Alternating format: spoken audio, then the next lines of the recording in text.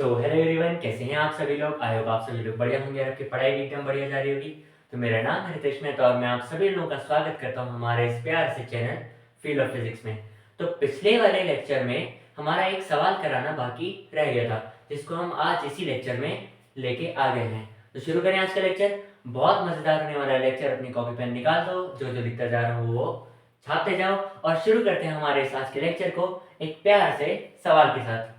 तो देखो भाई, सवाल क्या कह रहा है, पॉज करके एक बार देखो और एक बार पॉज करके ट्राई करो। क्या कह रहा है सवाल। ठीक है, a block of mass m and charge q is placed at a distance d is placed at a distance d from a perfectly elastic wall। Perfectly elastic wall कौन सी है, ये वाली।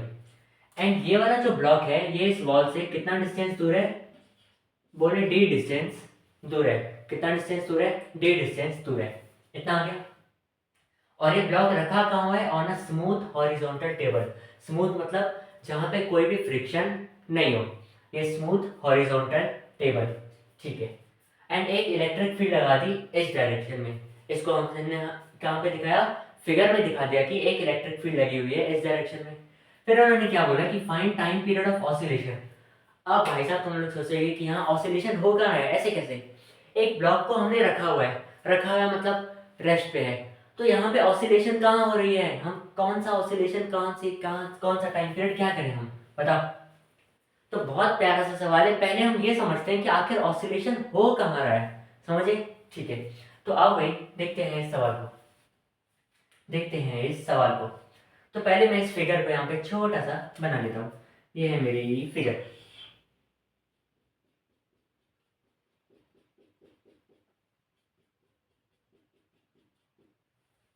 अभी एक और बार बना लेता हूँ, कोई बात नहीं। एक और बार बना लेता हूँ, अच्छे से हम इस चीज को समझेंगे। आया ना, ठीक है। अब एक चीज देखो, ये ब्लॉक यहाँ पे रखा हुआ है रेस्ट पे, ठीक है। इस प्लेस लिखा हुआ है ना, इस प्लेस मतलब यहाँ पे ये रखा हुआ है रेस्ट पे इनिशियली। अब जब मैं इस तरफ इलेक्ट्रिक फील्ड लगाऊंगा, जब मैं इस तरफ इलेक्ट्रिक फील्ड लगाऊंगा, तो क्या इस ब्लॉक पे इधर की तरफ एक फोर्स लगेगी, इधर की तरफ एक फोर्स लगेगी। बोले कितनी फोर्स लगेगी, क्यू ई फोर्स लगेगी। ये हमने पिछले लेक्चर में पढ़ लिया, ठीक है। तो जब इस पे इधर की तरफ फोर्स लगेगी, क्या ये ब्लॉक इस तरफ मूव करना शुरू कर देगा, हाँ है ना। हाँ, तो ये ब्लॉक इस तरफ मूव करना शुरू कर देगा। अब ये आगे गया, आगे गया, आगे गया, आगे गया, आगे गया। अब एक टाइम के बाद ये इस दीवार से टकरा जाएगा, एक टाइम के बाद ये इस दीवार से टकरा जाएगा। तो टकराने के बाद क्या होगा, टकराने के बाद क्या होगा। तो यहाँ पे देखना, एक चीज लिखी हुई है, perfectly elastic wall. Perfectly elastic wall का मतलब क्या है, इसका मतलब ये है कि जब ये बॉडी, जब ये ब्लॉक इससे जाके टकराएगा, जब ये ब्लॉक इससे जाके टकराएगा, तो जितनी स्पीड से ये टकराया था उतनी स्पीड से वापस बाउंस बैक करेगा। जैसे अगर मेरे पास कोई बॉल है, अगर मेरे पास कोई बॉल है, मैं उसको दीवार पे मारूं, तो क्या वो बॉल वापस आता है दीवार से टकरा के मेरे पास, हाँ बिल्कुल आता है। बट फिर भी उसकी कुछ ना कुछ स्पीड कम हो गई होती है जिस स्पीड से हम फेंकते हैं, क्योंकि नेचर में कोई भी चीज परफेक्टली इलास्टिक नहीं होती। बट यहाँ पे इन्होंने बोल दिया कि एज्यूम कर लो, एज्यूम कर लो, क्वेश्चन में बता दिया कि ये जो वॉल है वो कैसी है, परफेक्टली इलास्टिक वॉल। मतलब जितनी स्पीड से यहाँ पे टकराएगा उतनी स्पीड से वापस बाउंस बैक करेगा। क्या इतना समझ में आया, क्या इतना समझ में आया, हाँ।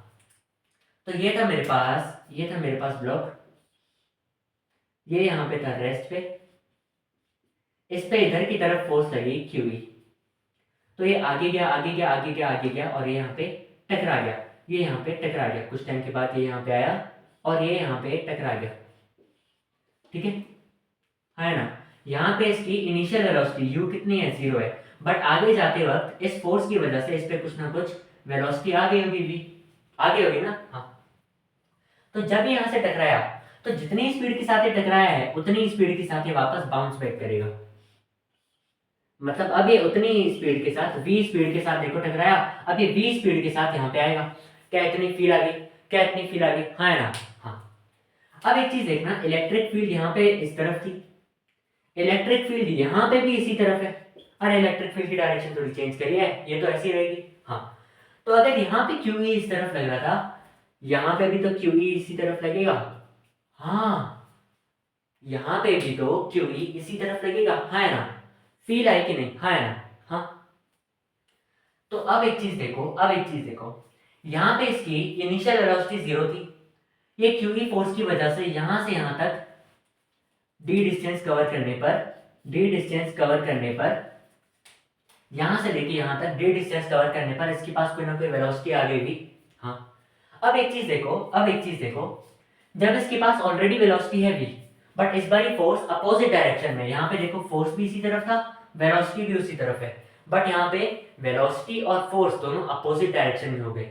इसका मतलब अब अगर ये d डिस्टेंस कवर करेगा, इधर की तरफ कवर करेगा, तो क्या यहां तक इसकी स्पीड 0 नहीं हो जाएगी? फील लेना एक बार, यहां 0 थी, इसी फोर्स की वजह से d डिस्टेंस कवर करने पर इसकी वेलोसिटी आ गई v। यहां वेलोसिटी v थी, अभी इसी फोर्स की वजह से, क्योंकि अपोजिंग फोर्स है, तो यहां तक इसकी वेलोसिटी हो जाएगी 0। हाँ है ना? थोड़ी सी फील आई, सिमेट्री दिख रही है, हाँ है ना? सिमेट्री दिख रही है, लॉजिक से दिख रहा है कि अगर ये फोर्स इसकी वेलोसिटी बढ़ा सकता है, तो यही अपोजिंग फोर्स मतलब अपोजिट डायरेक्शन का फोर्स इसकी वेलोसिटी घटा भी सकता है। हाँ, तो अगर d डिस्टेंस कवर करने पर इसने इसकी वेलोसिटी बढ़ा दी, तो यही d डिस्टेंस कवर करने पर ये इसकी वेलोसिटी 0 भी कर सकता है। हाँ है ना? फील आ गई, हाँ है ना? हाँ, इसका मतलब इसने स्टार्टिंग जर्नी की यहां से करी थी, फिर वो यहां पे गया, फिर यहां पे जाने के बाद वो वापस यहां पे आ गया, देखो 0, यहां पे इसकी वेलोसिटी हो गई 0। अब क्या ये वाला केस कुछ इसी तरह नहीं लग रहा कि यहाँ पे इसकी वेलोसिटी 0 है, यहाँ पे एक फोर्स लग रही है QE, देखो यहाँ पे भी तो एक फोर्स लगेगी QE। तो अगले स्टेप में अगर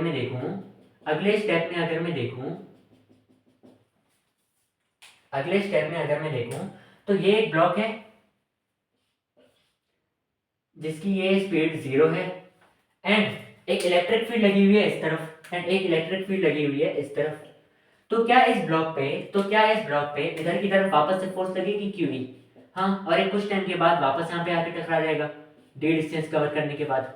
अब d डिस्टेंस कवर करने के बाद इसके पास वापस कितनी स्पीड हो जाएगी v? अब ये वापस जब v से यहाँ पे टकराएगा, तो ये वापस ऐसे बाउंस बैक करेगा और ये वापस अपनी इस पोजीशन पर आ जाएगा। इसका मतलब ऑसिलेशन दिख रहा है, हाँ ऑसिलेशन दिख रहा है। जैसे अगर मैं इस पॉइंट को बोल दूं a, इस पॉइंट को बोल दूं b, तो ये पहले a से b तक गया, a से b तक जाने में इसने वेलोसिटी गेन कर ली कुछ ना कुछ v। अब यहाँ पे देखो, ये पहले b पे था, अब जैसे ये इलास्टिक वॉल से टकराया, तो ये जितनी वेलोसिटी के साथ टकराया था उतनी वेलोसिटी इस पे वापस आ गई, बट अपोजिट डायरेक्शन में, क्योंकि टकराने के बाद कोई चीज बाउंस बैक करेगी। तो ये टकराया और ये अपोजिट डायरेक्शन में आ गया। हाँ, अब जब ये अपोजिट डायरेक्शन में आया, तो ये b से a तक आया, क्योंकि a तक आने में इसकी वेलोसिटी 0 हो गई थी, क्योंकि अगर d डिस्टेंस में इसकी वेलोसिटी बढ़ सकती है, तो उसी d डिस्टेंस में इसकी वेलोसिटी वापस 0 भी हो सकती है। कितना आया? हाँ, अब जब ये 0 हो गई, कहाँ 0 हो गई? a पर, तो वापस इस पे QE फोर्स लगेगी, ये वापस b पर जाएगा, और जब ये वापस b पर गया, तो ये दीवार से टकराएगा, दीवार से टकराने के बाद इसकी वेलोसिटी वापस उल्टी हो जाएगी और ये वापस a तक आ जाएगा। इसका मतलब क्या a से b, b से a, a से b, b से a ऑसिलेशन चल रही है। a से b, देखो मान लो कि ये मेरे पास है दीवार, ये है दीवार, ये ब्लॉक यहाँ पे है, इसके ऊपर यहाँ पे इधर की तरफ एक इलेक्ट्रिक फील्ड है, तो इस पे इधर की तरफ फोर्स लगी QE, तो ये गया a से b पर, जितनी वेलोसिटी के साथ यहाँ पे टकराया उतनी वेलोसिटी के साथ ये वापस बाउंस बैक भी करा। अब ये इधर की तरफ गया a पर, फिर ये ऐसे गया b पर, फिर ये ऐसे गया a पर। तो क्या ये ऑसिलेशन हो रही है? हाँ है ना? हाँ, बहुत बढ़िया से ऑसिलेशन हो रही है। तो इसी ऑसिलेशन का हमें क्या निकालना है? टाइम पीरियड निकालना है। क्या कोई दिक्कत नहीं? कोई भी दिक्कत नहीं है। अच्छा, एक ऑसिलेशन पूरी कब हुई? एक ऑसिलेशन तब पूरी हुई जब वो a से b पर गया और फिर वापस b से a पर आया। इसी को तो कहते हैं एक ऑसिलेशन, कि जिस पॉइंट से उसने स्टार्ट करा वापस उसी पॉइंट पर आ गया, इसी को कहते हैं एक ऑसिलेशन। और इस एक ऑसिलेशन में जितना टाइम लगता है उसी को हम क्या बोलते हैं? Time period of oscillation. तो हमें क्या निकालना है? टाइम पीरियड ऑफ ऑसिलेशन निकालना है। मतलब a से b पर जाने पर और फिर वापस b से a पर आने पर कितना टाइम लगा टोटल, आ गया। हाँ, अभी एक चीज सोचो, अगर इतना ही सब कुछ सिमेट्रिकल है, अगर सब कुछ इतना ही सिमेट्रिकल है, तो जितना टाइम ए से बी पर जाने में लगा उतना ही टाइम बी से ए पर आने में लगा होगा। अरे यार ये देखो, जब स्पीड 0 से लेकर v तक बढ़ रही है डी डिस्टेंस कवर करने पर, और सेम स्पीड v से लेकर 0 तक घट रही है डी डिस्टेंस कवर करने पर, तो सब कुछ सिमेट्री तो चल रही है। हाँ, सब कुछ सिमेट्री तो चल रही है। तो जितना टाइम ये यहाँ से यहाँ तक गया होगा उतने टाइम में ये यहाँ से यहाँ तक आया होगा। हाँ, एकदम इजी, आया कि नहीं? तो अगर मैं कहूँ कि यहाँ पे इसको टाइम लगा t, तो मैं यहाँ पे भी बोल सकता हूँ कि इसको टाइम लगा होगा t। हाँ, बिल्कुल बोल सकता हूँ कि नहीं? अरे हाँ यार, तो टोटल टाइम कितना होगा ऑसिलेशन का? टोटल टाइम कितना होगा? t प्लस टी, ए से बी पर जाने पर और फिर वापस बी से ए पर आने पर कितना टाइम लगेगा? टाइम पीरियड अगर मैं देखूं,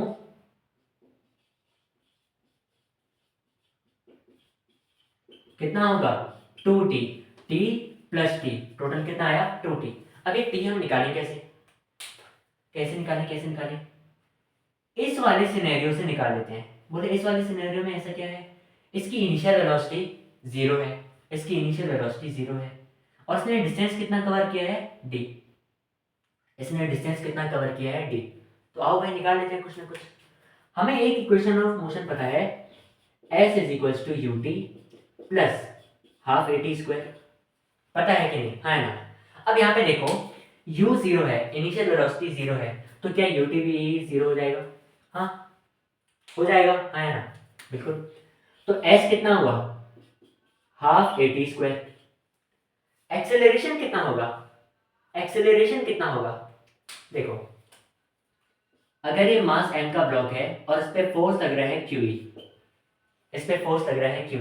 तो इसका एक्सेलरेशन कितना होगा? फोर्स बटे मास। एक्सेलरेशन कितना होगा? फोर्स बटे मास, मतलब QE बटे m।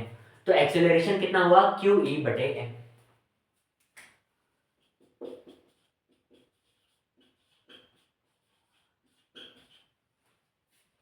तो क्या यहाँ से डिस्टेंस कितना आ गया? हाफ। एक्सेलरेशन की जगह क्या आया? QE बाय m और इंटू टी स्क्वायर। अब एक चीज देखना, ये s क्या है? डिस्प्लेसमेंट कितना हुआ? तो यहां से लेके यहां तक कितना डिस्प्लेसमेंट हुआ? अरे d डिस्टेंस, यही तो है। कितना डिस्प्लेसमेंट हुआ? d। तो इस s की जगह क्या मैं d लिख सकता हूँ? है ना? इस s की जगह क्या मैं d लिख सकता हूँ? हाँ, तो d is equals to half QE by m t square, है ना? हाँ, तो अगर मैं यहाँ से t लिखना चाहूँ या टी स्क्वायर ही अगर मैं लिखना चाहूँ तो कितना आएगा? 2 ऊपर गया, m भी ऊपर गया, 2md, 2 यहाँ के मल्टीप्लाई हुआ, m भी यहाँ के मल्टीप्लाई हुआ अपॉन QE। ये QE नीचे आ जाएगा, QE नीचे आ जाएगा। क्या दिखाई दे रहा है? बिल्कुल, बहुत बढ़िया से दिखाई दे रहा है। तो टी स्क्वायर कितना आया? 2md बटे QE, 2md बटे QE। तो टाइम पीरियड कितना आएगा? 2t। अच्छा, टी स्क्वायर अगर इतना है तो t कितना आएगा? अंडर रूट ऑफ 2md बटे QE, 2 into under root of 2md बटे QE। देखना, d is equal to half a t square था ना, मैं ऐसे लिख देता हूँ, d is equal to half a t square था, a की जगह क्या है? QE by m। तो ये 2 ऊपर आ गया, m ऊपर आ गया, QE नीचे आ गया। तो टी स्क्वायर कितना बचा?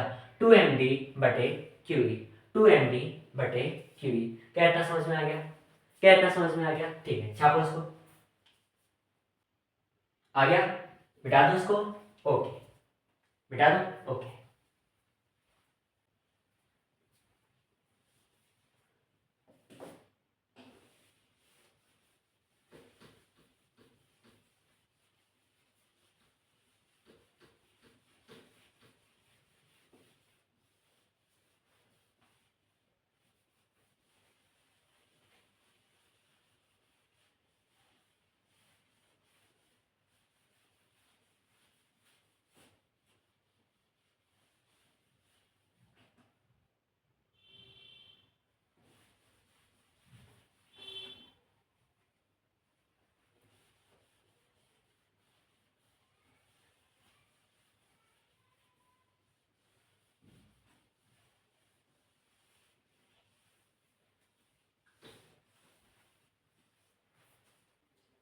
अब इसके बाद आते हैं हम हमारे आज के लेक्चर का टॉपिक, जिसको हम कहते हैं इलेक्ट्रिक डाइपोल। इलेक्ट्रिक डाइपोल आखिर होता क्या है, इसको हम बहुत ही अच्छे तरीके से समझेंगे। और इलेक्ट्रिक डाइपोल की इलेक्ट्रिक फील्ड निकालने के भी जो डेरिवेशन आते हैं, बहुत बार ये बोर्ड्स में पूछी जाती हैं। इनके लिए डिराइव करके दिखा दो electric field due to a dipole, तो वो सब कुछ भी हम इसी लेक्चर में कर रहे होंगे। तो स्टार्ट करें आज का टॉपिक। ठीक है, आओ भाई, क्या है टॉपिक का नाम? टॉपिक का नाम है इलेक्ट्रिक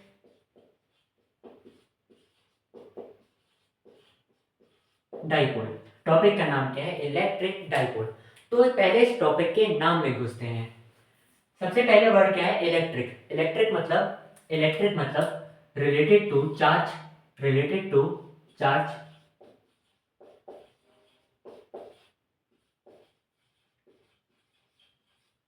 ठीक है, दूसरा वर्ड क्या है? दूसरे वर्ड में और दो वर्ड हैं, एक तो है डाई और एक है पोल। डाई और पोल। डाई का मतलब होता है टू। डाई का मतलब होता है टू। और पोल का मतलब कोई ऐसी चीजें जो एक दूसरे के अपोजिट हो। जैसे हम कहते हैं ना नॉर्थ पोल साउथ पोल, तो नॉर्थ और साउथ एक दूसरे के अपोजिट हैं, तो इसलिए हम उनको कहते हैं कि ये पोल्स हैं, मतलब दो चीजों के एकदम एंड्स हैं। तो वैसे ही चार्ज के केस में अगर मैं अपोजिट चीज की बात करूं, तो सबसे पहले माइंड में क्या आएगा? पॉजिटिव चार्ज और नेगेटिव चार्ज। यही दोनों तो होते हैं एक दूसरे के अपोजिट। क्या कोई और चार्ज एग्जिस्ट करता है? नहीं। तो अगर मैं इसकी बात करूं तो इसका मतलब क्या है? Positive charge and negative charge, ये हैं चार्जेस के दो अपोजिट पोल्स। चार्जेस के दो अपोजिट पोल्स।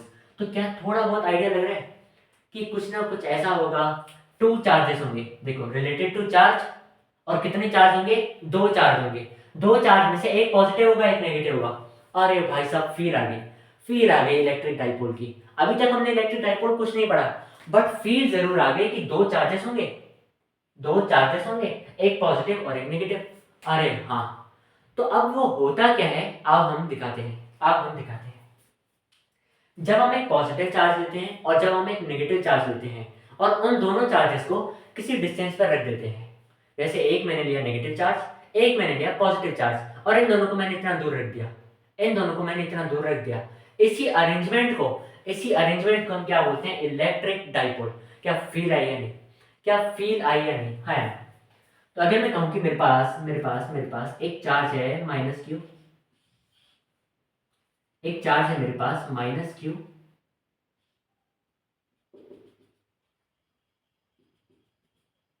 एंड एक चार्ज है मेरे पास प्लस क्यू। और वो दोनों ही चार्जेस कितना दूर है? कुछ ना कुछ मान लो r डिस्टेंस दूर है, कुछ भी मान सकते हैं। तो इसी अरेंजमेंट को क्या बोलूंगा मैं? Electric dipole. बट एक और इंपॉर्टेंट चीज, एक बहुत ही इंपॉर्टेंट चीज, बोली क्या? जितना ये नेगेटिव चार्ज है उतना ये पॉजिटिव चार्ज होना चाहिए, मतलब इक्वल एंड अपोजिट चार्जेस। अगर ये -10 कूलम है तो ये +10 कूलम होना चाहिए। ऐसा नहीं हो सकता कि ये -10 है और ये +5 हो गए, ऐसा पॉसिबल नहीं है इलेक्ट्रिक डाइपोल के केस में। क्या ये चीज समझ में आई? मतलब इक्वल एंड अपोजिट चार्ज होने चाहिए और किसी डिस्टेंस पर होने चाहिए, इसी को हम क्या बोलते हैं? Electric dipole. तो अगर मैं इसकी डेफिनेशन लिखूं, तो मैं क्या लिखूंगा?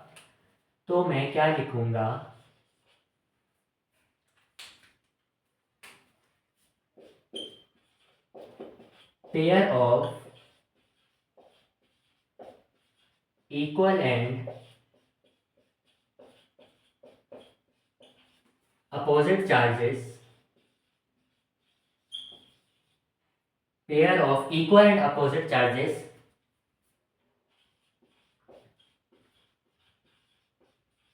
separated by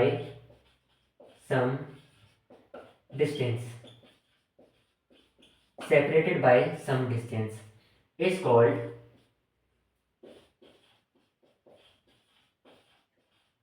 an electric dipole.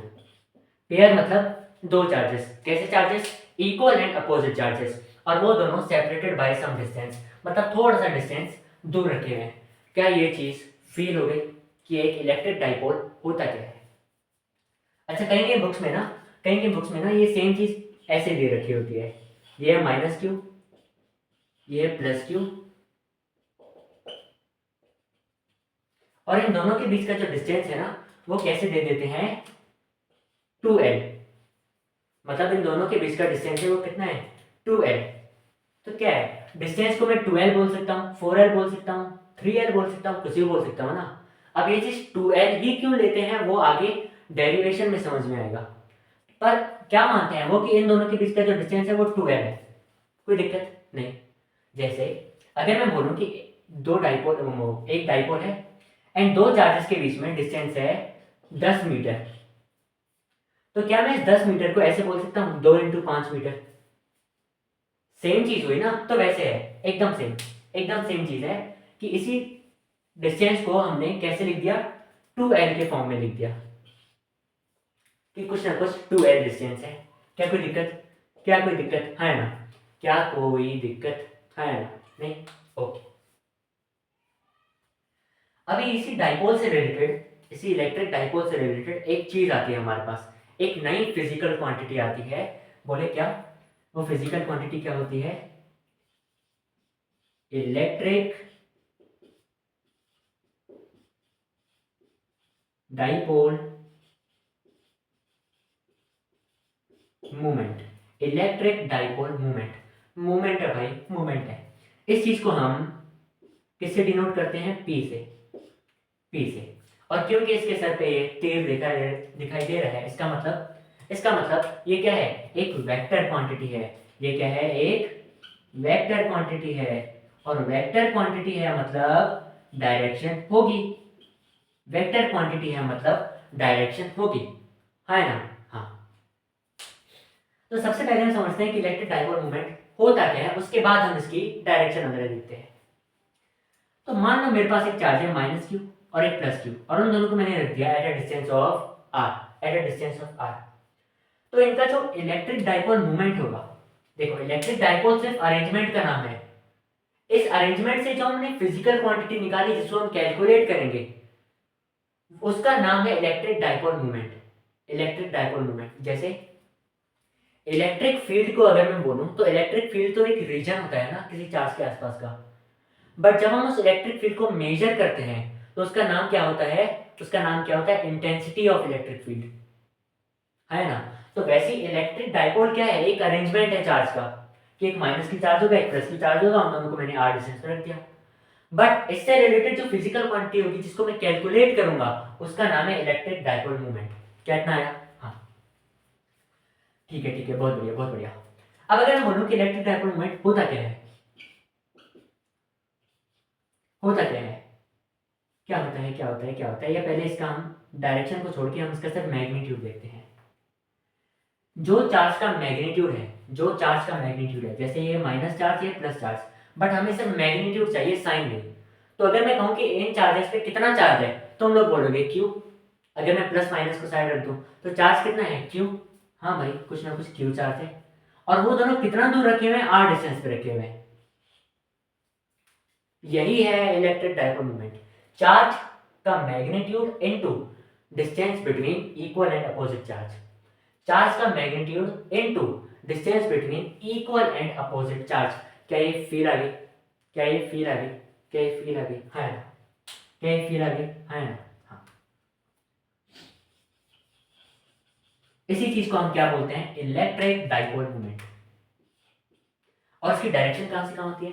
इसकी डायरेक्शन होती है, बहुत इंपॉर्टेंट है ये चीज, इसकी डायरेक्शन कहां से कहां होती है? From negative charge to positive charge. Electric field की डायरेक्शन कहां होती है? पॉजिटिव चार्ज से negative charge. But electric dipole movement की डायरेक्शन कहां होती है? From negative charge to positive charge. क्या फील आई? है ना? इलेक्ट्रिक डाइपोल मूवमेंट की डायरेक्शन हमेशा कहां से कहां होगी? From negative charge to positive charge. Negative charge to positive charge. तो अगर मैं इसकी डायरेक्शन लिखूं कि इलेक्ट्रिक डाइपोल मूवमेंट की डायरेक्शन क्या होगी, तो वो इस तरफ होगी, negative charge to positive charge. वैसे यहाँ पे डाइपोल मूवमेंट की डायरेक्शन कहाँ होगी? नेगेटिव चार्ज से पॉजिटिव चार्ज। और अगर मैं इसका डाइपोल मूवमेंट निकालूं तो डाइपोल मूवमेंट कितना होगा? चार्ज का मैग्नीट्यूड मतलब Q into distance between charges. तो डिस्टेंस बिटवीन चार्जेस कितना है? 12। तो कितना आ गया, Q इंटू 12, Q इंटू 12। आया, है ना, आया क्या, इतना समझ में आया, फील आई, है ना, ओके, बहुत बढ़िया बहुत बढ़िया बहुत बढ़िया बहुत बढ़िया। तो डायरेक्शन कहाँ होती है, डायरेक्शन कहाँ होती है, यहाँ लिख दो, direction is from negative charge to positive charge. Direction कहाँ से कहाँ होती है, नेगेटिव चार्ज से पॉजिटिव चार्ज तक, है ना, आ गया क्या, इतना आ गया, फिर आ गया, है ना। अच्छा, कहीं कहीं ये चीज ऐसे भी लिखी होती है कि P vector is equal to Q into r vector. R vector मतलब डिस्टेंस हम यहाँ से यहाँ मेजर करेंगे, अगर ये ओरिजिन पे है तो डिस्टेंस हम कैसे मेजर करेंगे, यहाँ से लेके ऐसे ही तो मेजर करेंगे, ये 0 पे है और हमें ये डिस्टेंस चाहिए तो हम यहाँ से लेके ऐसे मेजर करेंगे। तो अभी भी तो हम माइनस क्यू से प्लस क्यू जा रहे हैं, हाँ, तो अभी भी डाइपोल मोमेंट की डायरेक्शन क्या है, यही है, इसी की तरफ। तो ऐसे भी कहीं कहीं लिखा हुआ दिख सकता है। क्या इतना आया, क्या इतना आया, है ना, क्या इतना आया, है ना, हाँ। अच्छा, इसकी यूनिट क्या होगी, unit of electric dipole moment, unit of electric dipole moment. Electric dipole moment क्या है, charge into distance between charges. तो चार्ज का मैग्नीट्यूड मतलब कूलम, चार्ज का मैग्नीट्यूड मतलब कूलम इनटू डिस्टेंस, डिस्टेंस मतलब मीटर, ऐसा यूनिट की बात करूं तो इसकी यूनिट क्या आएगी, coulomb metre, coulomb metre. Coulomb किस में होता है, कैपिटल सी, और मीटर किस में होता है, स्मॉल एम। ये सेंटीमीटर नहीं है, ये क्या है, कूलम मीटर। सेंटीमीटर में सी और एम दोनों छोटे होते हैं, ये है कूलम मीटर, ये क्या है, कूलम मीटर। क्या इतना समझ में आया। डाइपोल क्या होता है, pair of equal and opposite charges separated by some distance, ठीक है। और इलेक्ट्रिक डाइपोल मोमेंट क्या होता है, magnitude of charge into distance between charges. इसकी डायरेक्शन क्या होती है, नेगेटिव चार्ज से पॉजिटिव चार्ज, क्योंकि ये एक वेक्टर क्वांटिटी होता है और इसकी यूनिट कितनी होती है, कूलम मीटर। क्या फील आ गई, क्या फील आ गई, है ना। छापो इसको, छापो, छाप लिया इतना, मिटा दो इसको, ओके, बहुत बढ़िया। अच्छा, अगर कोई पूछे कि एक डाइपोल किससे बना होता है, तो हम लोग कहोगे कि इक्वल एंड अपोजिट चार्ज से बना होता है, एक पॉजिटिव चार्ज और दूसरा उतना ही नेगेटिव चार्ज। तो net charge of a dipole कितना होगा, net charge of a dipole कहाँ लिखूं,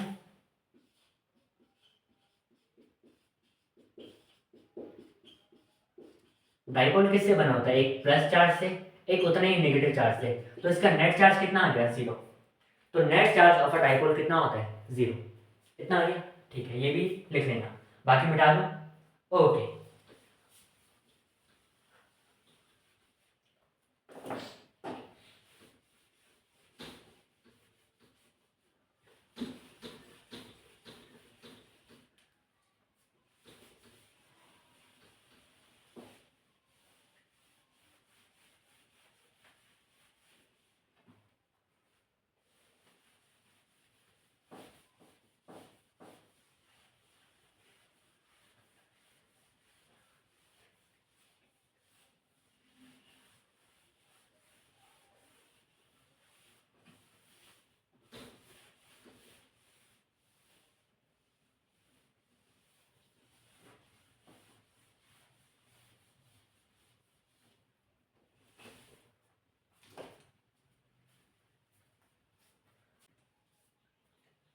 अब यहाँ पे दो बहुत ही ज़्यादा इंपॉर्टेंट डेरिवेशंस आती हैं, कौन कौन सी, हमें इलेक्ट्रिक फील्ड निकालनी है ड्यू टू आर डाइपोल, कि डाइपोल की वजह से कितनी इलेक्ट्रिक फील्ड होगी।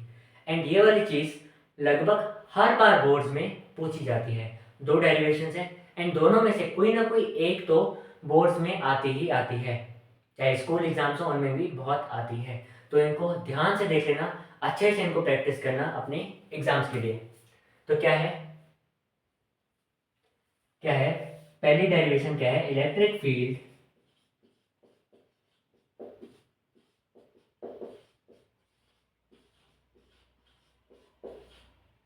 Due to a dipole electric field due to a dipole on its axis.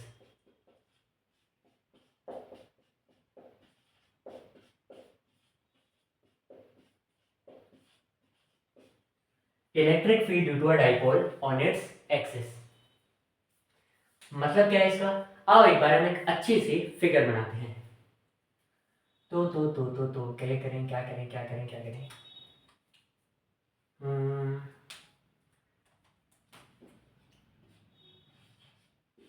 मेरे पास एक चार्ज है माइनस क्यू एंड मेरे पास एक चार्ज है प्लस क्यू। ठीक है, मेरे पास एक चार्ज है माइनस क्यू एंड मेरे पास एक चार्ज है प्लस क्यू। एंड मान लेते हैं इन दोनों के बीच का जो डिस्टेंस है वो कितना है? 2l। इन दोनों के बीच का डिस्टेंस क्या है? वो है 2l। अच्छा, अब इस 2l को क्या मैं ऐसे लिख सकता हूं?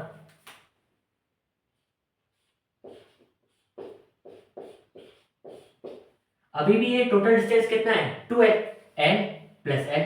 बट मैंने इसको अलग अलग पार्ट्स में लिख दिया, क्या कोई दिक्कत नहीं? अच्छा, अब अगर एक चीज देखो, अगर ये डिस्टेंस l है, ये डिस्टेंस भी l है, तो क्या मैं ये बोल सकता हूँ कि ये वाली पॉइंट, ये वाला पॉइंट इसका मिड पॉइंट होगा? बोल सकता हूँ कि नहीं? देखो, ये डिस्टेंस भी l है, ये डिस्टेंस भी l है, तो ये वाला पॉइंट इसका मिड पॉइंट होगा। हाँ, बहुत बढ़िया। अच्छा, एक्सिस ऑफ अ डाइपोल क्या होता है? एक्सिस ऑफ अ डाइपोल क्या होता है? एक ऐसी लाइन जो कि इस डाइपोल से पास करे, इसके दोनों चार्जेस से पास करे। तो वो लाइन कुछ ऐसी होगी, ये dot dot dot dot dot dot dot dot यहां से होती हुई, यहां से होती हुई यहां तक ऐसे कुछ जा रही होगी। ये लाइन कुछ ऐसी होगी ना, ये इसका एक्सिस, ये इसका एक्सिस, जो कि इन दोनों ही चार्जेस से लाइन पास होके जा रही है। इसको थोड़ा सा और अच्छा बनाता हूं।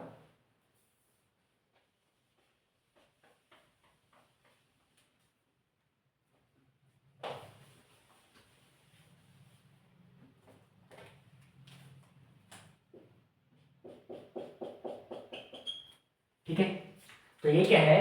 Access of a dipole. मतलब हमें इसी एक्सेस पे कहीं ना कहीं किसी पॉइंट पे क्या निकालनी है? Electric field. तो अब कैसे निकालें? तो ये जो डिस्टेंस जैसे होता है ना कि इलेक्ट्रिक फील्ड इतने डिस्टेंस पर निकालो, जैसे हम सिंपल कर देते कि electric field eight a distance r। वैसे हमें यहाँ पे भी कुछ ना कुछ तो डिस्टेंस चाहिए ना, एक्सेस पे तो निकालनी है, बट कितना दूर निकालनी है? तो कुछ r डिस्टेंस दूर निकालनी है। अब वो r डिस्टेंस कहाँ से मेजर करें? बोले इस चार्ट से मेजर करें, इस चार्ट से मेजर करें। अगर हम यहाँ से मेजर करें तो यार इसको बुरा लग जाएगा ना कि यार इससे करा मेजर, मुझसे नहीं करा। बट अगर हम इससे मेजर करें तो यार इसको बुरा लग जाएगा, r डिस्टेंस। तो हम r डिस्टेंस कहाँ से मेजर करें? एक काम करते हैं, दोनों के मिड पॉइंट से मेजर कर लेते हैं। हाँ, तो हमने क्या करा, r डिस्टेंस मेजर कर लिया इसके मिड पॉइंट से, एंड हमने कहा कि r डिस्टेंस दूर, कि यहां से इसके मिड पॉइंट से r डिस्टेंस दूर, डाइपोल के मिड पॉइंट से r डिस्टेंस दूर किसी इस पॉइंट पर,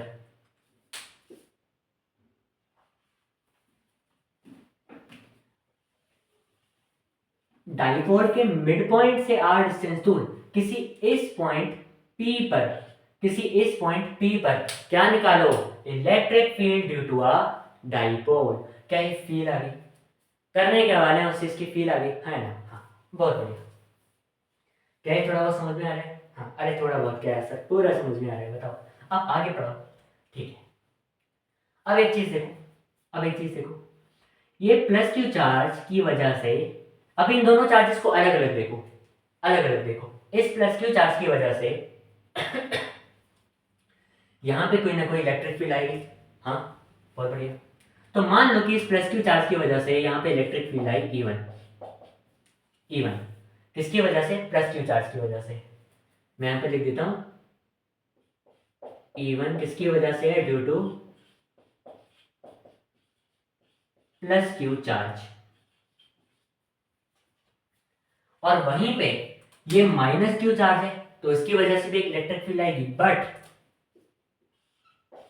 बट वो इलेक्ट्रिक फील्ड इस तरफ होगी। क्यों? क्योंकि माइनस नेगेटिव चार्ज की इलेक्ट्रिक फील्ड उसके पास होती है, पॉजिटिव वाली इलेक्ट्रिक फील्ड उससे दूर होती है, नेगेटिव वाली इलेक्ट्रिक फील्ड पास होती है। तो माइनस क्यू की वजह से एक इलेक्ट्रिक फील्ड आएगी E2, वो क्या होगी? इसके पास होगी। तो अगर मैं E2 लिखूं तो वो किसकी वजह से है, due to minus Q charge, due to minus Q charge.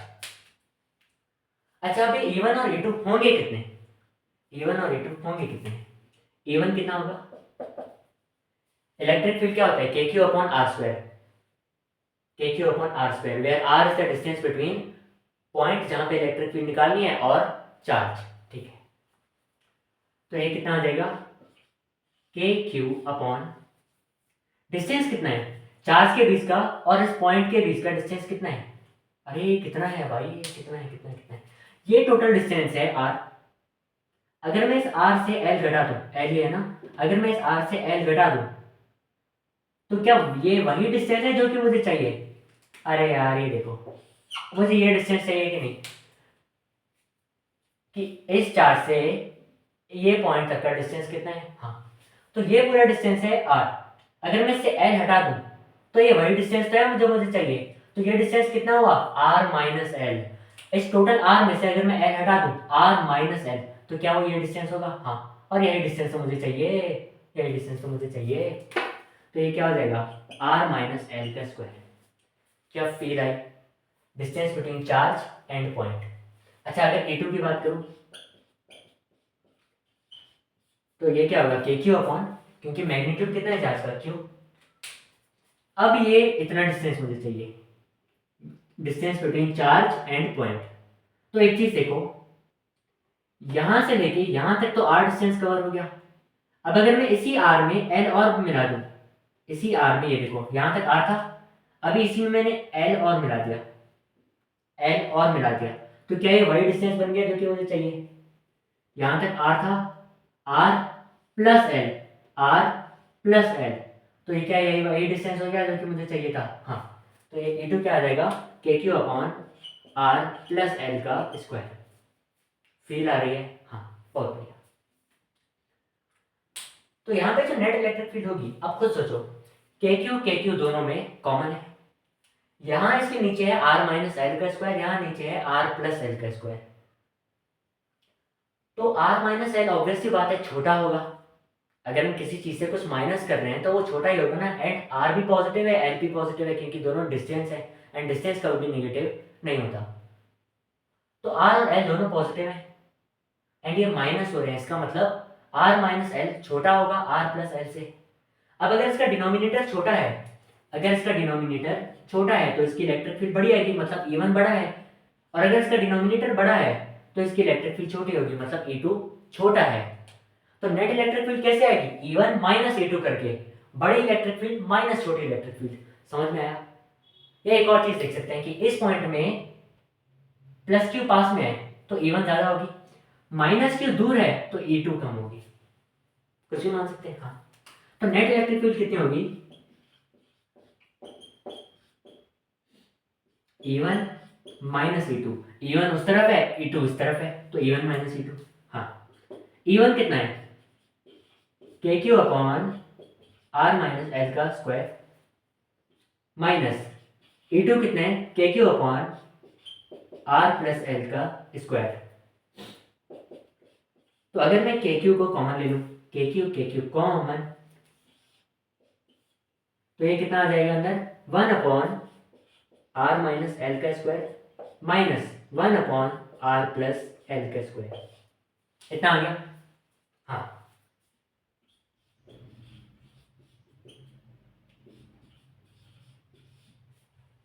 अब अगर मैं इन दोनों का कॉमन, अगर मैं इन दोनों का एलसीएम ले लूं तो कितना आएगा, r माइनस एल का square into r plus L का स्क्वायर, और न्यूमिनेटर में क्या आएगा, r प्लस एल का square minus r minus L का स्क्वायर, कितना आ गया, एलसीएम लेके ये यहां आ गया, ये यहां आ गया।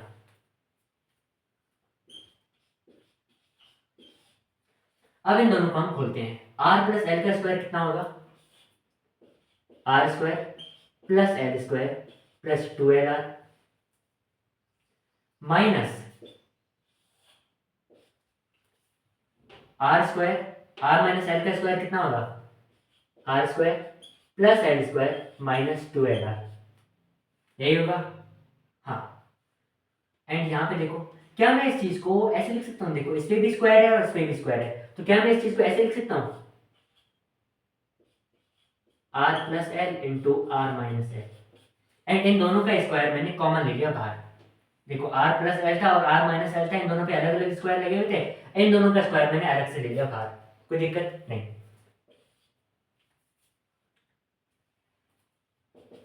अब एक चीज देखो, के क्यू यहीं पे है। अब जब ये ब्रैकेट खुलेगा, जब ये ब्रैकेट खुलेगा तो देखना, इतना छाप दिया, हाँ, जब ये ब्रैकेट खुलेगा तो ये आर स्क्वायर माइनस हो जाएगा, एल स्क्वायर भी माइनस हो जाएगा, एंड ये प्लस हो जाएगा। इतना आया, इतना आया कि नहीं, हाँ यार, अरे यार इतनी मैथ्स तो आती होगी ना। तो ये आर स्क्वायर कट गया, एल स्क्वायर कट गया, 2LR प्लस 2LR कितना बन गया, 4LR, 4LR बटे, अच्छा R plus L into R minus L कितना होता है, R plus L into R minus L कितना होता है, R square minus L square, and इन दोनों का कॉमन एक स्क्वायर था, क्या इतना आ गया, है ना। अरे यार ये वही है ना, A plus B into A minus B कितना होता है, A square minus B square, तो R plus L into R minus L कितना होगा, R square minus L square, and इन दोनों का स्क्वायर यहाँ पे एक था, क्या इतना आया कि नहीं, है ना। हाँ, अब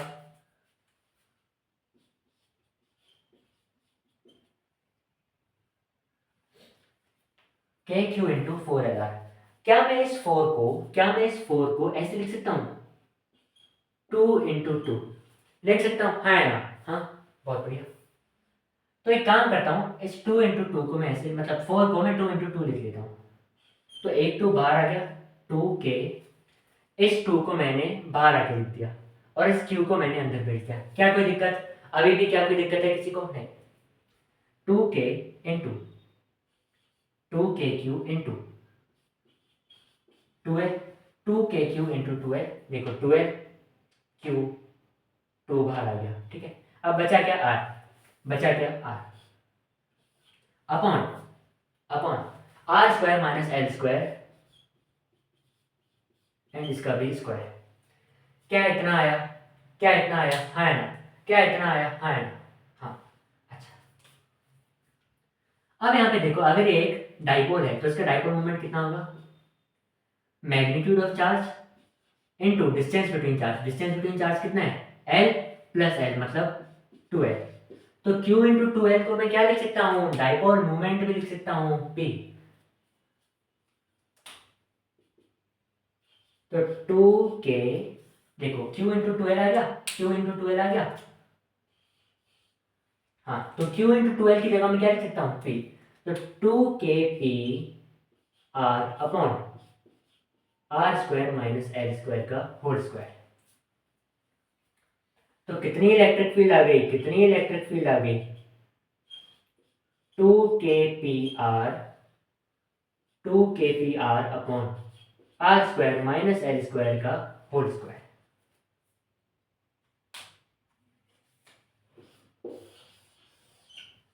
क्या इतना आया, क्या इतना आया, हाँ ना, क्या इतना आया, 2KPR upon R square minus L square का होल स्क्वायर।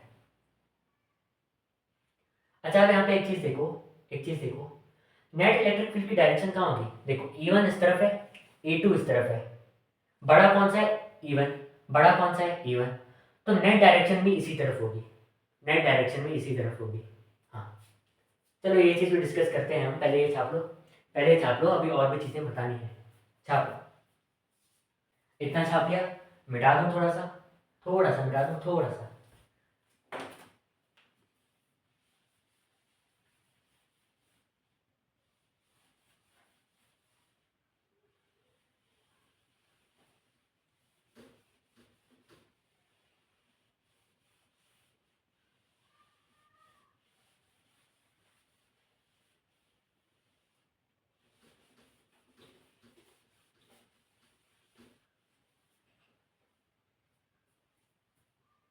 एक काम करते हैं, इसको भी ना यहाँ पे कहीं ना कहीं लिख देंगे, ओके, इसको भी मैं मिटा रहा हूँ, क्या होता है, नेट इलेक्ट्रिक फील्ड कितनी आई, 2kpr upon r square minus l square का whole square.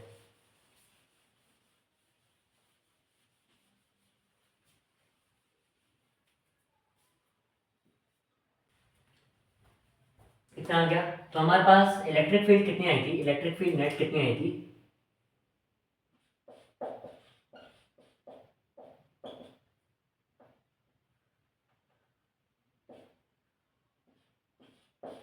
To K P R upon R square minus L square का होल स्क्वायर। कितनी आई थी, हाँ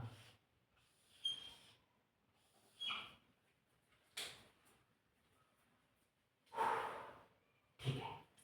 अब यहाँ पे एक चीज आती है जिसका नाम है आइडियल डाइपोल। आइडियल डाइपोल,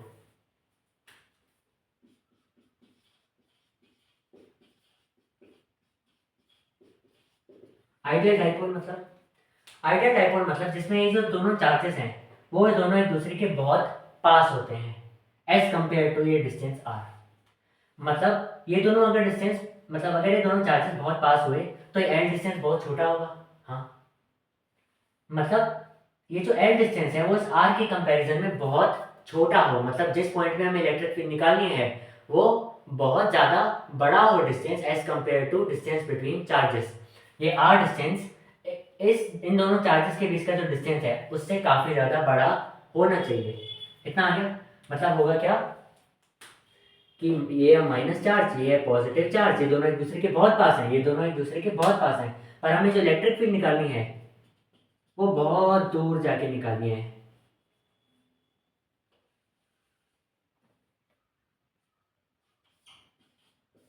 देखो आर डिस्टेंस बहुत बड़ा है पर ये जो 2l डिस्टेंस है वो बहुत छोटा है। ये होता है एक ideal dipole. In ideal dipole ये जो आर डिस्टेंस होता है is very very much greater than L. इसको हम क्या बोलते हैं, आइडियल डाइपोल। तो जब आइडियल डाइपोल होगा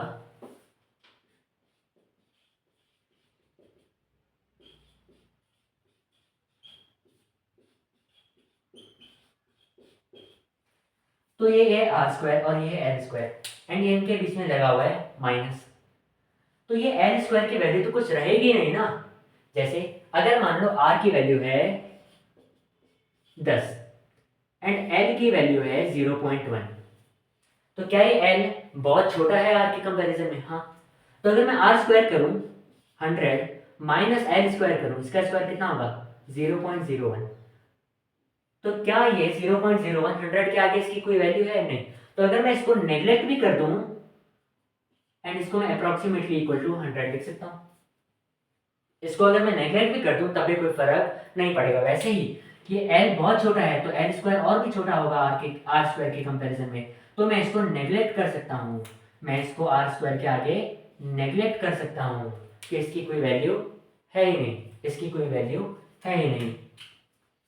तो ये कितना आ जाएगा 2 kpr upon R square minus L square, जिसमें से एल स्क्वायर को मैंने 0 मान लिया कि इसकी वैल्यू है ही नहीं कुछ आर स्क्वायर के आगे।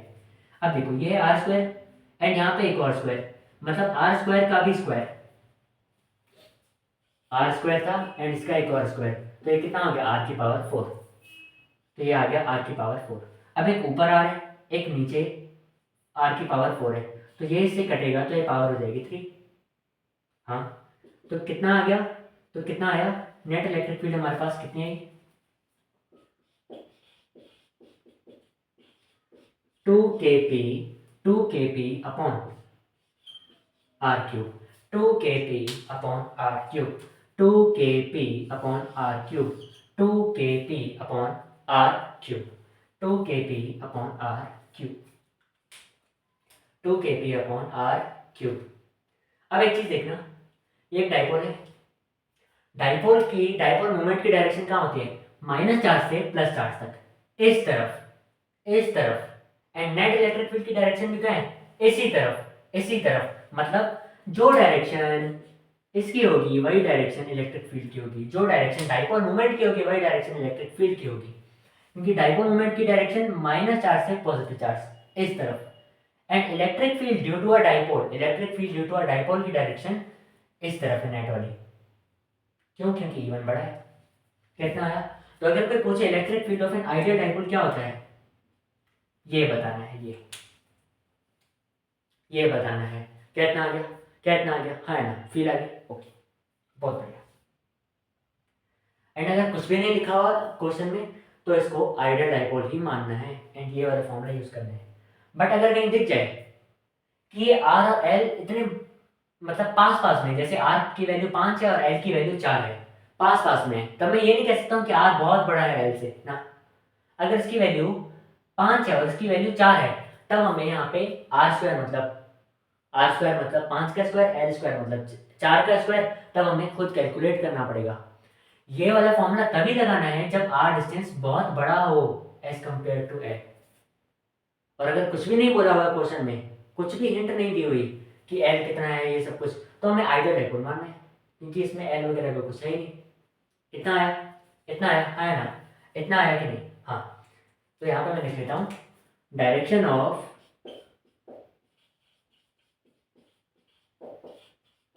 Electric field in axial position is same as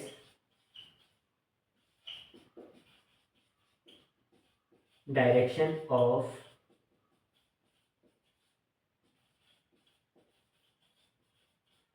dipole moment। कितना आया, कितना आया, हाँ। अब यहाँ पे एक चीज देखना, electric field is inversely proportional to R का क्यूब। वरना अभी तक जो हम सिंगल चार्ज की वजह से इलेक्ट्रिक फील्ड देखते आए हैं कि प्लस क्यू चार्ज है, उसकी वजह से electric field at distance R कितनी होती है, के क्यू अपॉन आर स्क्वायर। देखना नीचे आर स्क्वायर होता है, बट यहाँ पे क्या है, आर क्यूब है। इसका मतलब डाइपोल की वजह से जो इलेक्ट्रिक फील्ड होती है, it is inversely proportional to distance का cube. It is inversely proportional to distance का क्यूब। तो अगर मैं बोलूं कि एक डाइपोल है, उससे आर डिस्टेंस दूर अगर मैं इलेक्ट्रिक फील्ड निकाल रहा हूं और वो ई है, तो 2r डिस्टेंस दूर कितनी होगी, कितनी होगी, देखो पहली बात तो इनवर्स रिलेशन है, मतलब अगर डिस्टेंस बढ़ेगा तो इलेक्ट्रिक फील्ड कम होगी। कितनी कम होगी, क्यूब कम होगी। आर का क्यूब है ना, तो कितने गुना डिस्टेंस बढ़ा, 2 गुना डिस्टेंस बढ़ा, तो इलेक्ट्रिक फील्ड कितनी कम होगी, 2 का क्यूब गुना। 2 का क्यूब क्या होता है, 8, तो इलेक्ट्रिक फील्ड कितनी हो जाएगी, E/8, E/8। वैसे ही सेम चीज अगर डिस्टेंस हो जाए 3r, तो देखो डिस्टेंस बढ़ा, इलेक्ट्रिक फील्ड कम होनी चाहिए। बोले कितने गुना कम होनी चाहिए, क्यूब गुना। मतलब कितने गुना डिस्टेंस बढ़ा, 3 गुना डिस्टेंस बढ़ा। तो 3 का क्यूब कितना होता है, 3 इंटू 3 इंटू 3 27। मतलब 27 गुना इलेक्ट्रिक फील्ड कम हो जाएगी, E/27।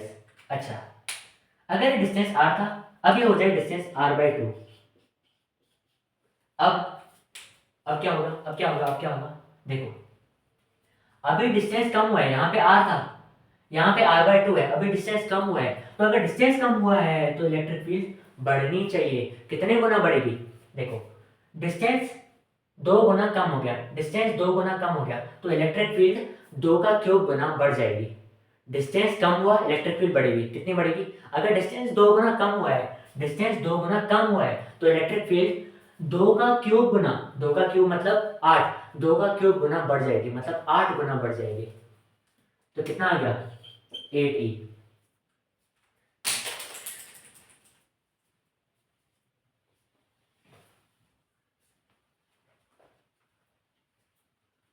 कुछ नहीं गाइज, मार्कर में थोड़ा सा कूद गई थी, थोड़ा सा मार्कर, ठीक है, और कुछ नहीं। अच्छा, अगर मैं बोल रहा हूँ डिस्टेंस कितना हो गया, r/3। तो अब देखो डिस्टेंस कम हुआ, यहाँ पे r था, यहाँ पे r/3 है। अगर डिस्टेंस कम हुआ है तो इलेक्ट्रिक फील्ड बढ़नी चाहिए, हाँ। डिस्टेंस कितना कम हुआ, 3 गुना कम हुआ, तो इलेक्ट्रिक फील्ड कितना बढ़ेगी, 3 का क्यूब गुना, मतलब 27 गुना। क्या फील आई, है ना, क्या फील आई, है ना। आगे, बहुत बढ़िया। तो इस सबको छाप लो, ये एग्जाम में पूछ सकता है, बोल देंगे derive an expression for electric field due to a dipole on its axial position. तो ये पूरा जितना भी लिखवाया वो सब कुछ लिखना है, हाँ, ये मत लिखना ये जरूरी नहीं है, बाकी ये सब कुछ आइडियल डाइपोल वगैरह सब कुछ लिखना जरूरी है। ओके, छापो।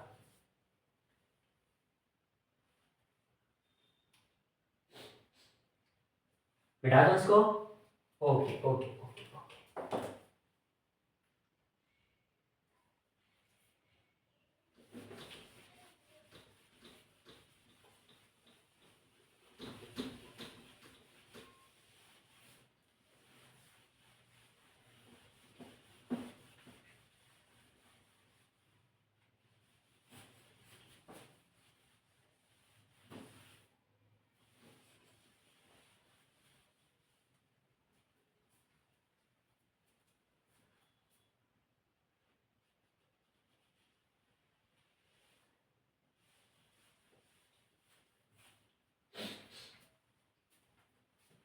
अच्छा, ये जो पिछला केस मैंने कराया उसमें जो आर डिस्टेंस है ना, वो डाइपोल से बाहर का डिस्टेंस होना चाहिए। जैसे ऐसे नहीं हो सकता कि अगर ये माइनस चार्ज है और ये प्लस क्यू चार्ज है तो आर डिस्टेंस इन दोनों के बीच में कहीं ना कहीं होना, आर डिस्टेंस कहीं ना कहीं बाहर होना चाहिए। इतना आया? ओके, आ गया इतना? Okay okay okay. अच्छा, दूसरी डायरेक्शन क्या आती है? Electric field due to a dipole on on on its equatorial position. Equatorial, इसका एक और नाम होता है ब्रॉड साइड।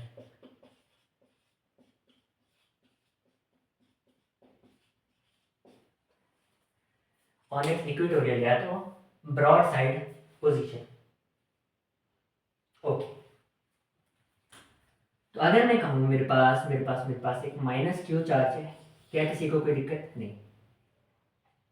एंड मेरे पास एक प्लस क्यू चार्ज है, क्या यहाँ किसी को कोई दिक्कत? अरे बिल्कुल नहीं। एंड ये दोनों कितना दूर रखे हुए हैं? वापस से वही चीज, 2l डिस्टेंस दूर रखे हुए हैं।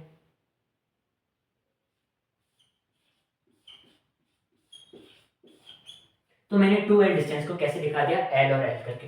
हाँ, अब ये जो इक्वेटोरियल पोजीशन होती है, ब्रॉड साइड पोजीशन होती है, वो होती क्या है? अगर मेरे पास एक माइनस क्यू चार्ज है, ये मेरे पास एक प्लस क्यू चार्ज है, और उन दोनों को एक लाइन ज्वाइन कर रही है ये, तो ये जो इसका मिड पॉइंट है, इसका मिड पॉइंट है यहां से एक परपेंडिकुलर ऊपर, यहां से भी एक ऐसे परपेंडिकुलर। देखो ये 90 डिग्री बना रहे हैं ना परपेंडिकुलर। तो ये जो पोजीशन होगी इस पॉइंट पे, इस पूरी एक्सिस पे कोई भी पॉइंट, जैसे मान लिया ये, इसी को हम बोलते हैं इक्वेटोरियल पोजीशन। मतलब जो दोनों चार्जेस को लाइन ज्वाइन कर रही है, दो जो दोनों चार्जेस को लाइन ज्वाइन कर रही है, ये वाली, इन दोनों ही लाइंस का परपेंडिकुलर बाइसेक्टर, ये जो है ना, इन दोनों ही लाइंस का परपेंडिकुलर बाइसेक्टर जो है ना, इस पूरे बाइसेक्टर में किसी भी पॉइंट पे, फिर चाहे वो ये हो सकता है, ये हो सकता है, ये हो सकता है, ये हो सकता है, कोई भी पॉइंट, इसको हम क्या बोलते हैं? इक्वेटोरियल पोजीशन या तो ब्रॉड साइड पोजीशन। जैसे ये है हमारा डाइपोल, ये है इनकी लाइन ज्वाइनिंग। अब अगर मैं एक परपेंडिकुलर बाइसेक्टर बनाऊं तो वो कैसा होगा? अरे यार कैसा होगा, कैसे बनाऊं मैं? कैसे बनाऊं? ऐसे बनाऊं? हाँ, ऐसा। तो ये एक परपेंडिकुलर बाइसेक्टर है जो कि इस लाइन को बाइसेक्ट कर रहा है और इस लाइन के परपेंडिकुलर भी है। हाँ, तो इसी पे अगर मैं कहूं कि मुझे इसी लाइन में इस पॉइंट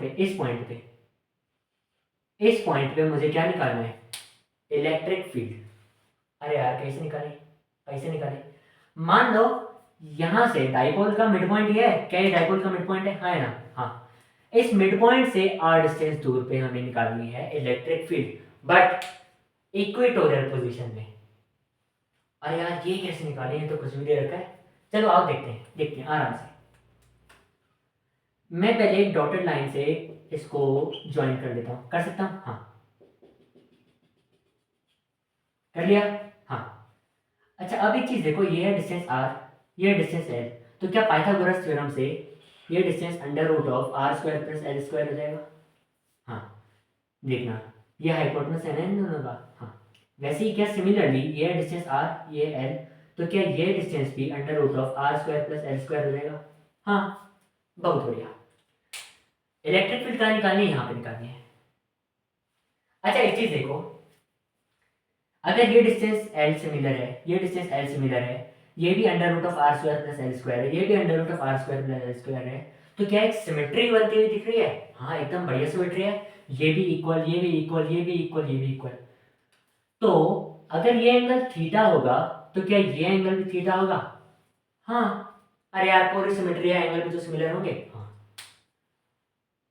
अब एक चीज देखो, ये है plus Q charge, plus Q charge से इलेक्ट्रिक फील्ड हमेशा दूर जाती है, तो क्या इस प्लस क्यू चार्ज से इलेक्ट्रिक फील्ड इस पॉइंट पे अगर मैं देखूं तो दूर जाएगी इस पॉइंट से? हाँ ऐसी होती है ना, दूर जाएगी। इसको मैंने बोला E1।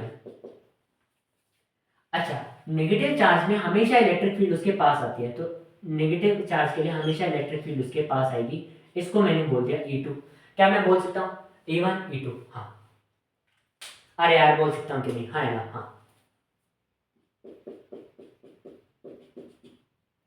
ठीक है ठीक है ठीक है ठीक है। अब एक चीज देखना, zoom zoom zoom zoom zoom zoom, तो अगर एंगल थीटा है तो क्या ये एंगल भी थीटा हो जाएगा? हाँ। अब एक चीज देखो, ये है एक हॉरिजॉन्टल लाइन, ये है एक हॉरिजॉन्टल लाइन, और इन दोनों को एक लाइन ऐसे आके क्रॉस कर रही है, तो जितना एंगल ये होगा थीटा, उतना ही एंगल ये होगा थीटा। हाँ, तो ये एंगल भी कितना होगा, ये एंगल भी कितना होगा? Theta theta theta. इतना आया? हाँ इतना आ गया। हाँ, क्या मैं इन दोनों को मिटा दूं? अरे यार समझ में आ गया ना? हाँ, क्या मैं इन दोनों को मिटा सकता हूँ? बहुत बढ़िया।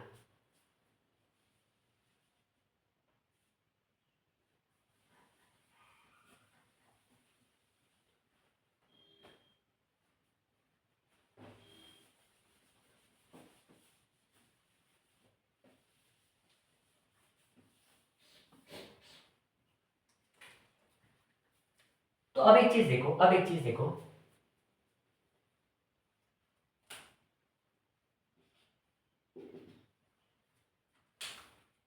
अगर मैं E1 और E2 लिखना चाहूँ, E1 किसकी वजह से है? Due two plus Q charge, और E1 है कितना? E1 है कितना? E1 है कितना? चार्ज, और इस पॉइंट पे मुझे इलेक्ट्रिक फील्ड निकालनी है, तो के क्यू अपॉन चार्ज और पॉइंट के बीच का डिस्टेंस, चार्ज और पॉइंट का डिस्टेंस कितना है? चार्ज और पॉइंट के बीच का डिस्टेंस कितना है? ये है under root of R square plus L square. तो K Q upon R square करते हैं ना, इलेक्ट्रिक फील्ड निकालने के लिए के क्यू अपॉन आर स्क्वायर करते हैं, तो अगर मैं इसका स्क्वायर कर दूंगा तो अंडर रूट हट जाएगा। हाँ ऐसा ही रहेगा।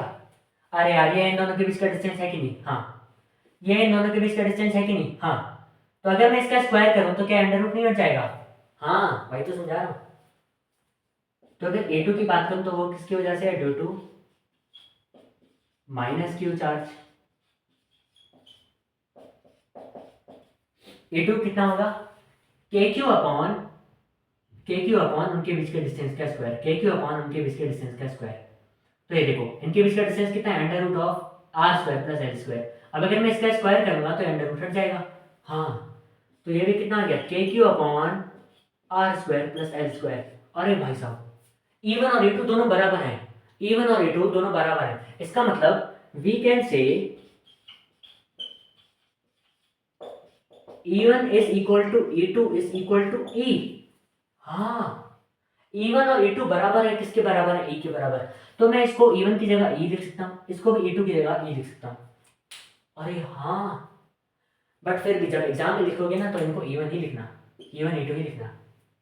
हाँ ये अलग से लिख सकते हो, बट फिगर में इनको E1 E2 ही लिखना।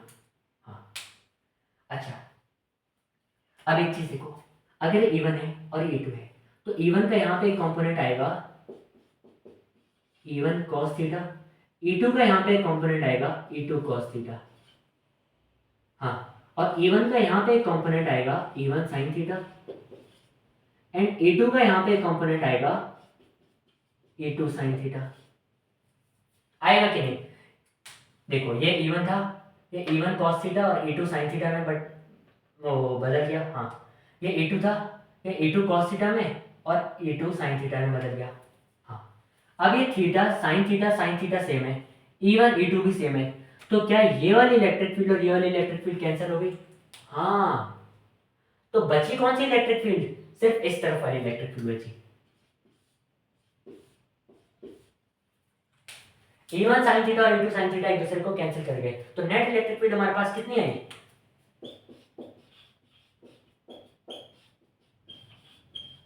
E1 cos theta plus E2 cos theta. अब हमें पता है E1 और E2 किसके बराबर हैं? E के बराबर हैं। इसका मतलब क्या है? E cos theta plus E cos theta मतलब 2E cos थीटा। अगर मैं E1 और E2 की जगह E लिखूं तो क्या आ जाएगा? E1 E cos theta plus E cos theta मतलब 2E cos थीटा। क्या फील आई थी? हाँ, तो अगर मैं नेट इलेक्ट्रिक फील्ड निकालने पे आ जाऊं तो वो है 2E cos थीटा। हाँ, ई कितना है?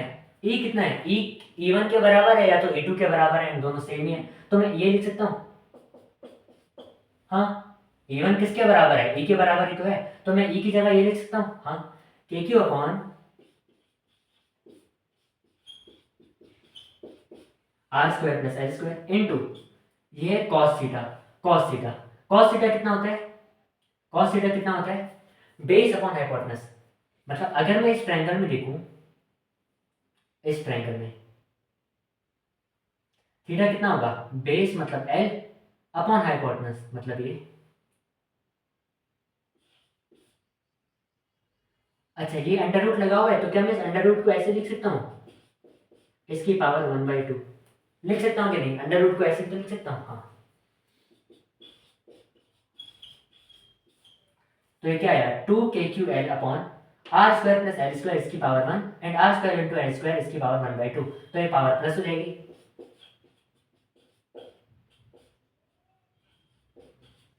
कितना आया? हाँ, अब ये K बाहर आ गया, Q अंदर रह गया और एक 2 को मैंने L के साथ भेज दिया, कोई दिक्कत नहीं।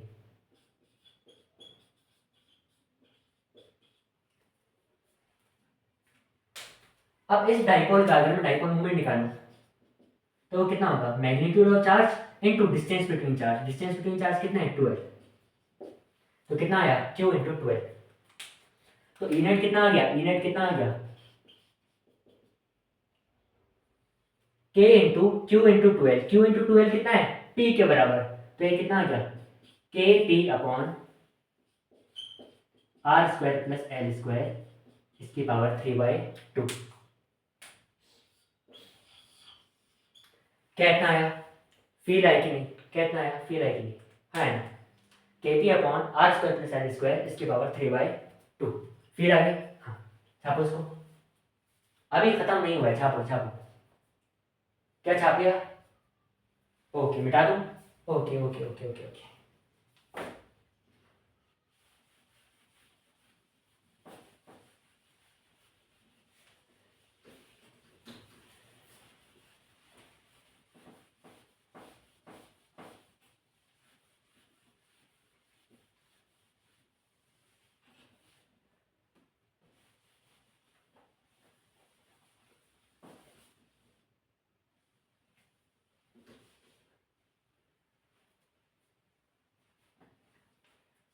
तो हमारे पास इलेक्ट्रिक फील्ड कितनी आई थी? इलेक्ट्रिक फील्ड कितनी आई थी?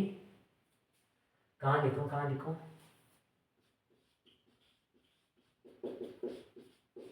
के P upon R square plus L square इसकी पावर 3/2।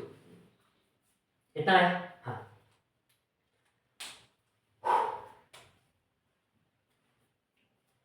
अब वापस से अगर मैं आइडियल डाइपोल की बात करूं, आइडियल डाइपोल मतलब जिसमें r बहुत बड़ा है एज कंपेयर टू l। ये r बहुत बड़ा है एज कंपेयर टू l, तो देखना ये आर स्क्वायर प्लस ये एल स्क्वायर।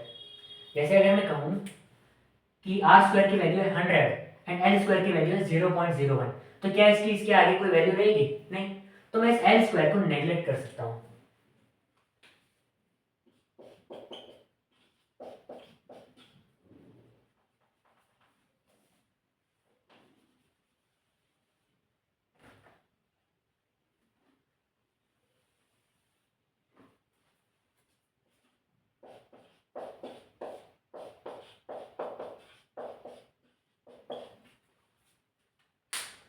तो इस एल स्क्वायर क्योंकि ये बहुत छोटा है आर के कंपैरिजन में, तो मैं इसको 0 मान सकता हूँ। हाँ, तो ये कितना बचा, K P upon R square and इसकी पावर 3/2।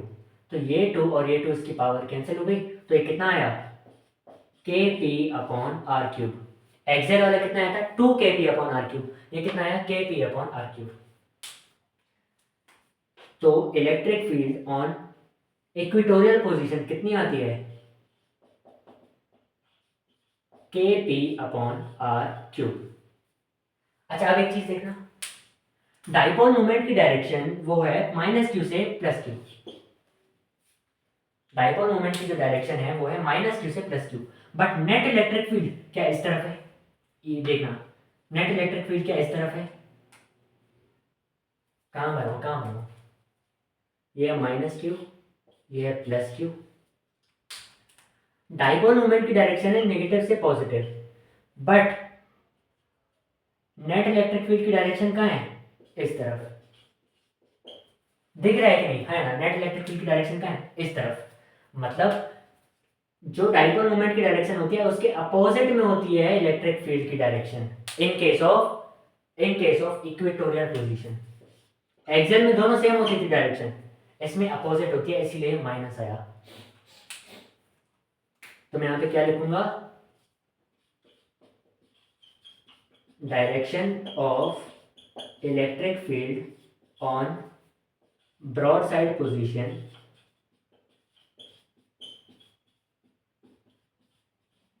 is opposite to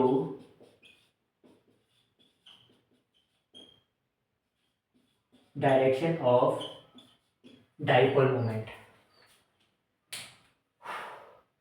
कितना आया, कितना आया, कितना आया, हाँ कितना आ गया, फील आ गई, फील आ गई, हाँ फील आ गई, है ना, ठीक है, बहुत बढ़िया। और कुछ रह गया, एक चीज देख लो, एक चीज देख लो,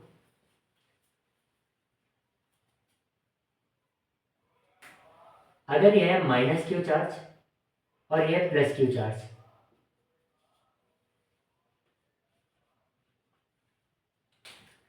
अगर यहां से कुछ r डिस्टेंस दूर, अगर यहां से कुछ r डिस्टेंस दूर इधर की तरफ है E एक्सियल,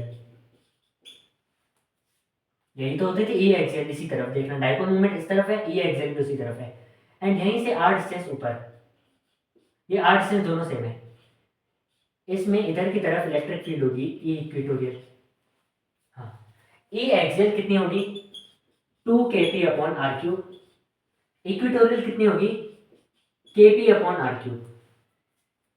हाँ अब एक चीज यहाँ पे और नोटिस करना,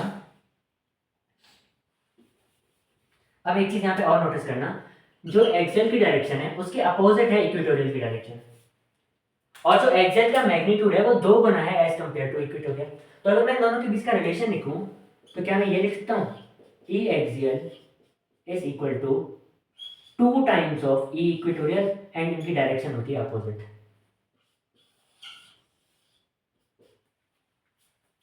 देखना, एक डाइपोल है जिसका डाइपोल मोमेंट कहाँ है, इस तरफ, नेगेटिव से पॉजिटिव चार्ज, तो जो डाइपोल मोमेंट की डायरेक्शन है वही ई एक्सियल की डायरेक्शन होगी, हाँ, एंड ई इक्वेटोरियल की डायरेक्शन उसके अपोजिट होगी, हाँ। ई एक्सियल कितना होता है आइडियल डाइपोल का, 2 kp upon R cube, E equatorial कितना होता है, kp अपॉन आर क्यूब। तो जो ई एक्सियल है वो 2 गुना है ई इक्वेटोरियल का, और डायरेक्शन भी अपोजिट है, ये इस तरफ है, ये इस तरफ है, इसी वजह से माइनस।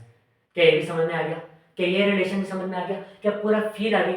हाँ अब जो और सवाल है इसी डाइपोल से रिलेटेड, मतलब थोड़ा सा अच्छे वाले सवाल, वो हम कब करेंगे, अगले लेक्चर में कर रहे होंगे, जो कि सिर्फ और सिर्फ डाइपोल के ऊपर सवाल के हैं।